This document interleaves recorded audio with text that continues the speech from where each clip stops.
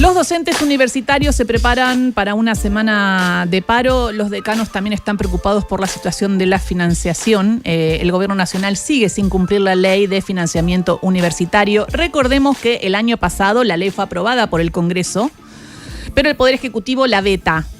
El Congreso hace caer ese veto en una jugada impresionante y de poder, y la ley queda firme, pero el gobierno igual no la cumple.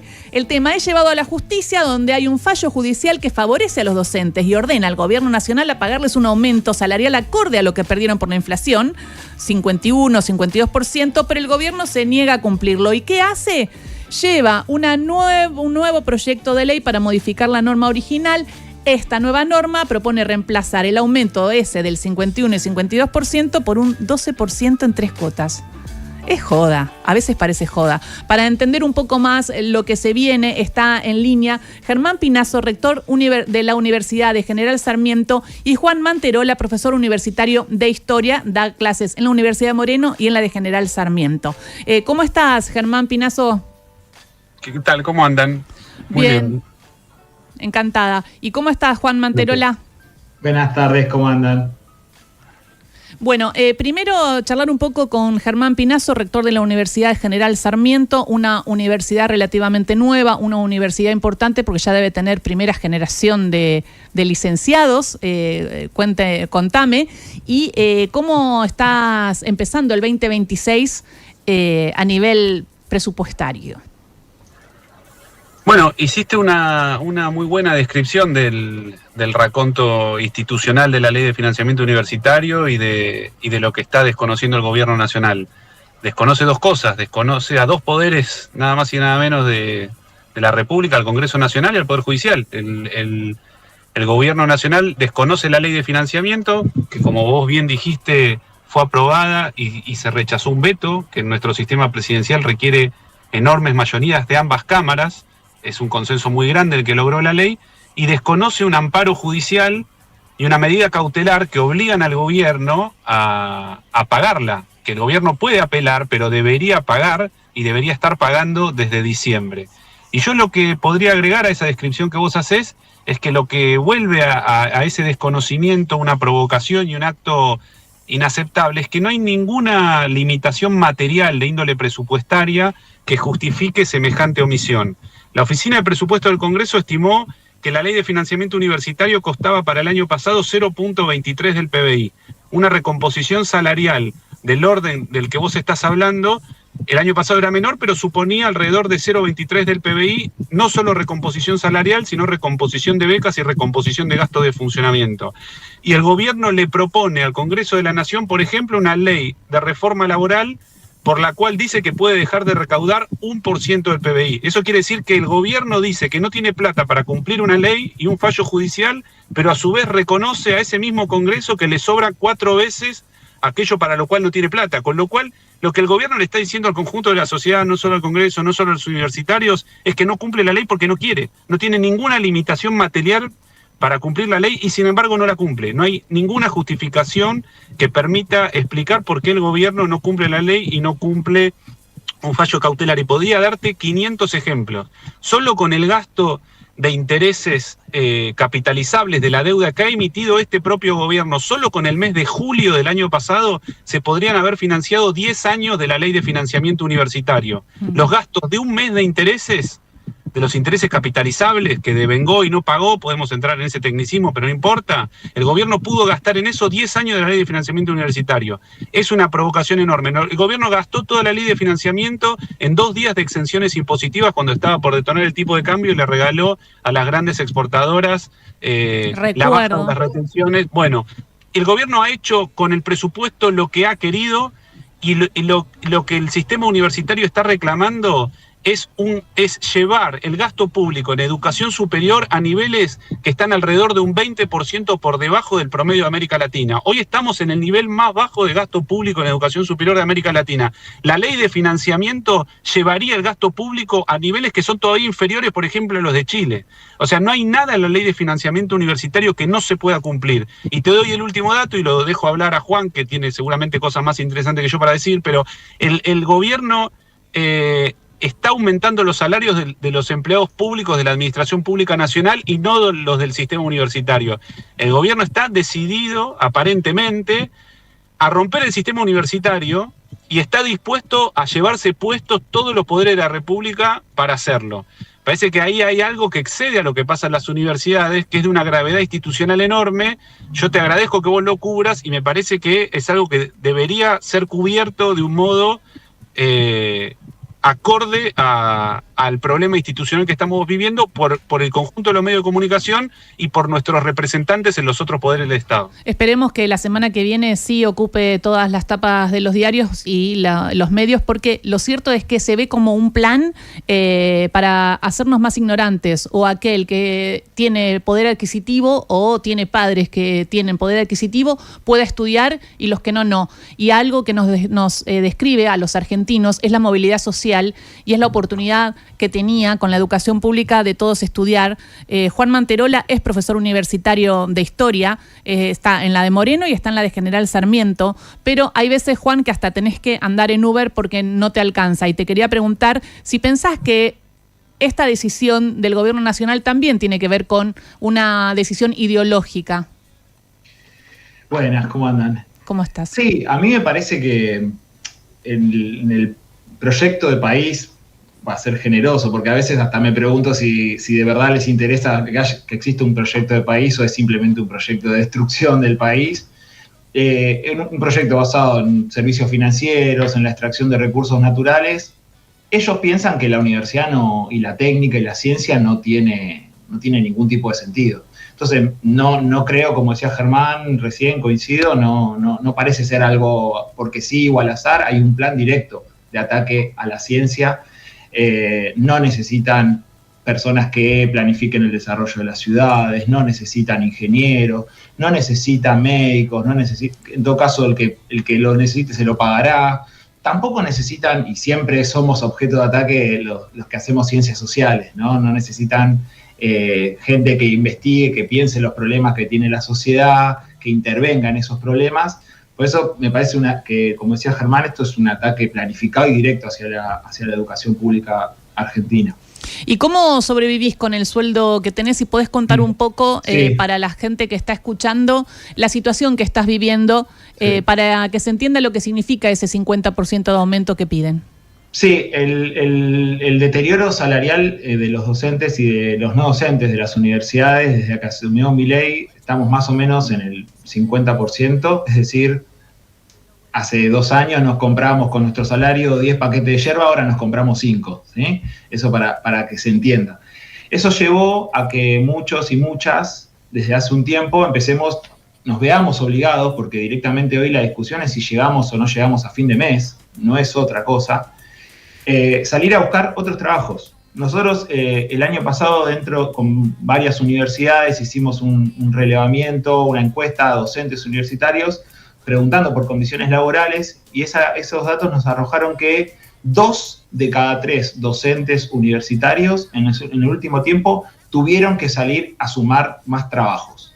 2 de cada 3. 2 de cada 3. Uf. De lo más variado. Hay personas que tomaron más horas de clase, que se volcaron a la actividad privada, que, por ejemplo, empezaron a hacer asesorías y demás, y otros, como es mi caso, pero el de mucha gente más, que, por ejemplo, nos volcamos al trabajo de aplicaciones, ¿no? En mi caso, yo salgo a trabajar con Uber los fines de semana y algún día de la semana, pero bueno, es como una muestra de lo que está pasando en general en toda la docencia universitaria. ¿Y no te da impotencia?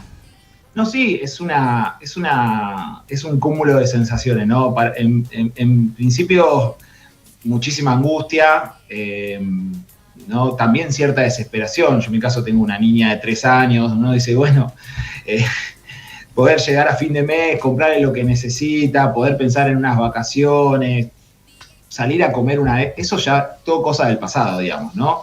Pero bueno, esto en mi caso es una situación de hace ya año y medio, mediados del 2024, y hoy por hoy no solo que no hay perspectivas de que eso cambie, sino que parece que va a empeorar.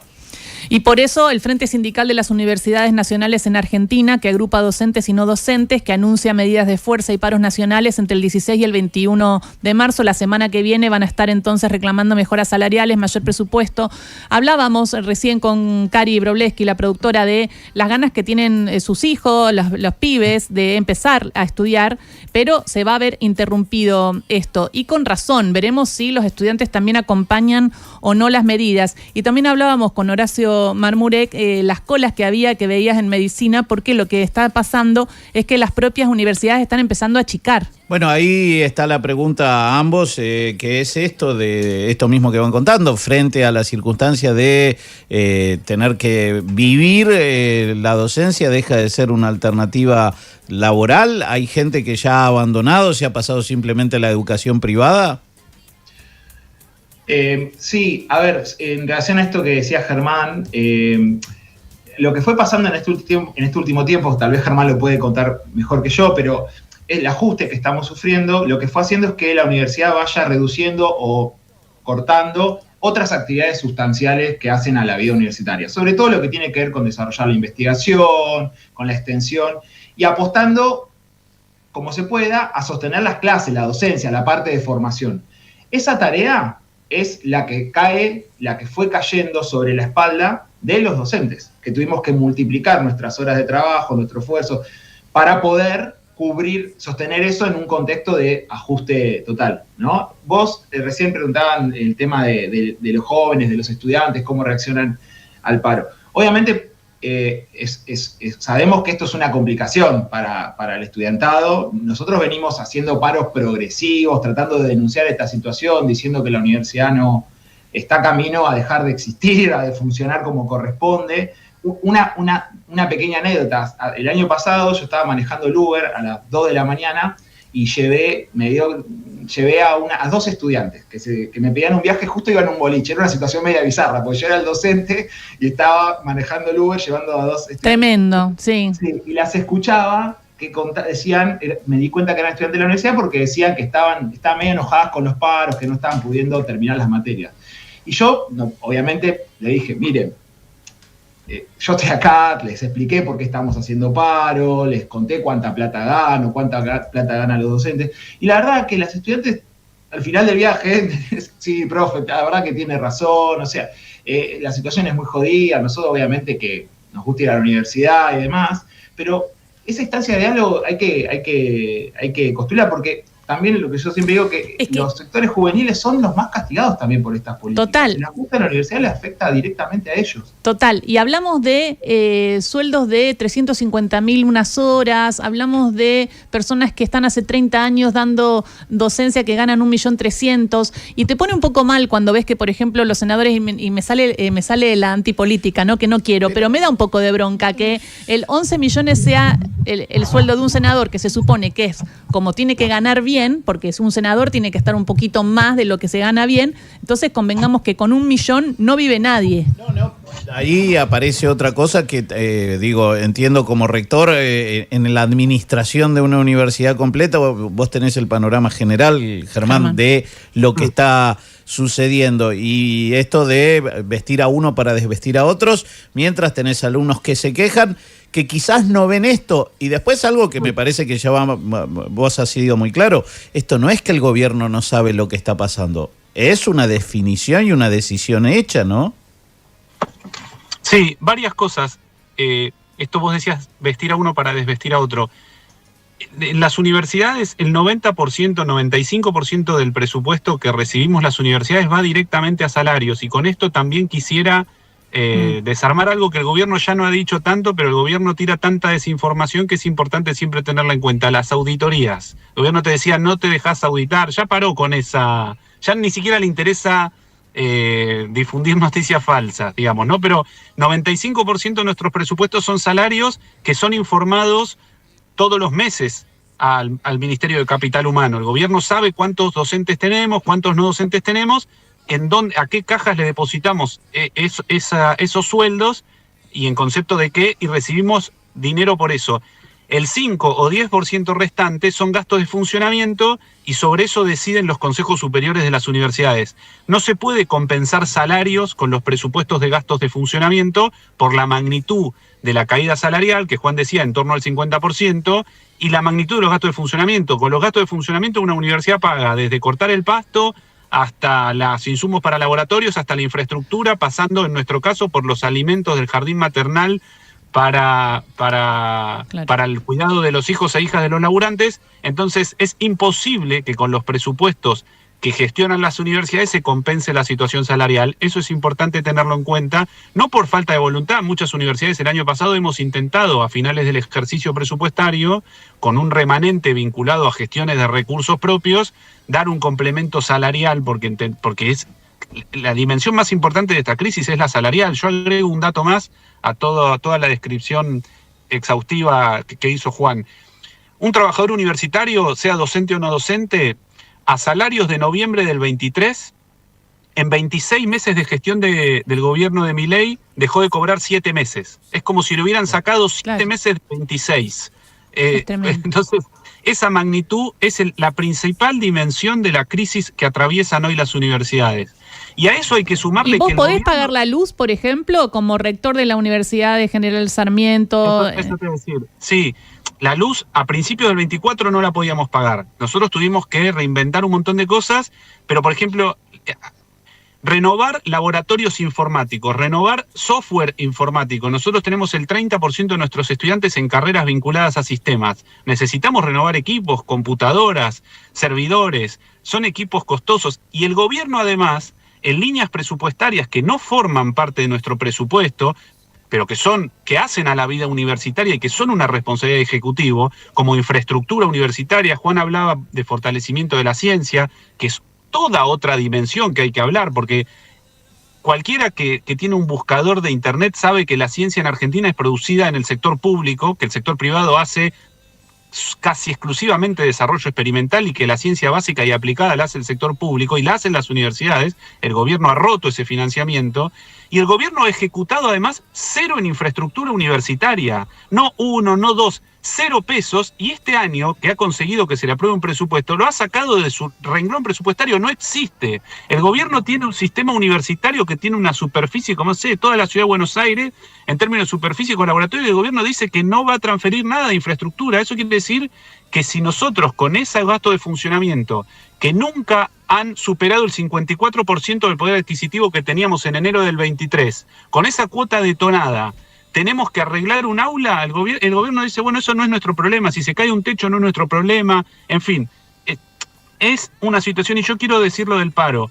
Es importantísimo que, además de, por supuesto, la legitimidad que tienen los sindicatos para llevar adelante las medidas de fuerza que crean que son conducentes en este contexto, que no han elegido, que nadie de nosotros ha elegido estar en este contexto, todo lo que está ocurriendo en el sistema universitario es pura y exclusiva responsabilidad del gobierno nacional y de sus cómplices en el Congreso de la Nación y en la justicia. Esto es así, hay una ley y no la están cumpliendo. Entonces yo digo, nosotros tenemos que hacer un esfuerzo enorme por tratar de entender que lo que está pasando en la universidad no es culpa de alguien que hace un paro o que no hace un paro, sino que es producto de una anomalía total en la institucionalidad política argentina, que es que un gobierno no cumpla una medida cautelar.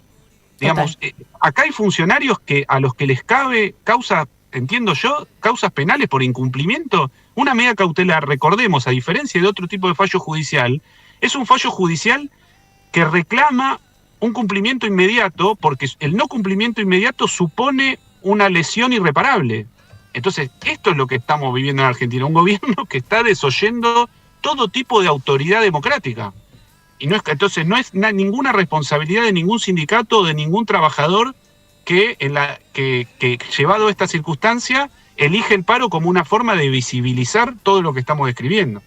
Totalmente. Germán Pinazo, rector de la Universidad de General Sarmiento, muchísimas gracias por esta nota y muchísimas gracias Juan Manterola, profesor universitario de Historia de la Universidad de Moreno y de General Sarmiento. Gracias por todo el corazón que le ponés, porque lo que contabas es lo que pasa. Debe haber mucha angustia, mucha impotencia, cada uno desde su rol debe estar todos los días viendo cómo hace para arreglar las cosas que el gobierno nacional no arregla, cuando debería, porque hay una orden judicial que dice que lo tiene que hacer. Así que, bueno, ojalá que la semana que viene la sociedad acompañe el reclamo de los docentes universitarios y los no docentes universitarios. Muchísimas gracias, Germán. No, gracias a ustedes, gracias por cubrir el tema. Muchísimas gracias, Juan. Muchas gracias. Hasta luego. Germán Pinazo y Juan Manterola haciendo un repaso de lo que se viene y cómo están viviendo, ¿no? Me quedé con la anécdota de Juan llevando a dos alumnas. Ahora, ¿vos te acordás cuando cierta parte de la sociedad argentina, para decir que íbamos mal y que podíamos terminar siendo Cuba, decía un montón de cosas? ¿Qué es de lo que más siempre se habló? Que en Cuba los taxis los manejaban los profesores universitarios. Sí. ¿Y quién lo está logrando? Claro, es tremendo. No, es tanto tremendo. Quejarse de Cuba, guarda que vamos a hacer Cuba. Por eso me parece que es vital la semana que viene y es vital también la Corte también, ¿no? De que termine de hacer algo, porque bueno, no, porque falla, pero tarda. La cautelar, para que se den una idea, es cuando la justicia hay veces obliga a las obras sociales a entregar medicación oncológica porque urgente. Si no el paciente se muere. Exacto, entonces debería estar cumpliendo el gobierno nacional esto que salió del Congreso y que la justicia dijo que sí. Ahora, ahí es donde necesitamos una justicia confiable, una justicia que verdaderamente esté para la sociedad y no termina de estar la presencia.